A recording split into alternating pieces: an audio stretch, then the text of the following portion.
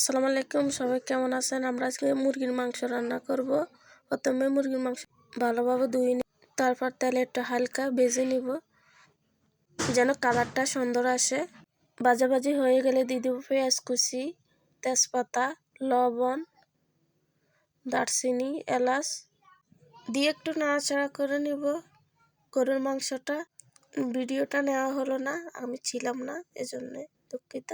দিয়ে দেবো কেটে রাখা টমেটো, দিয়ে দেব রসুন বাটা, দিয়ে দেব একটু পানি,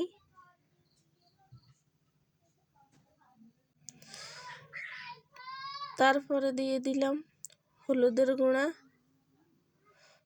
মরিচের গুঁড়া,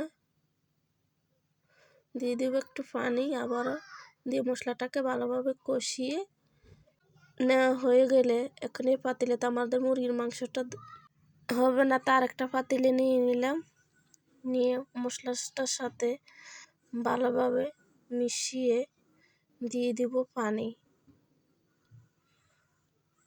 পানিটা দেওয়া হয়ে গেলে মুরগিটা আস্তে আস্তে ঝোলটা শুকিয়ে ফাইনাল লুক। ভিডিওটা ভালো লাগলে চ্যানেলটা সাবস্ক্রাইব করে থ্যাংক ইউ।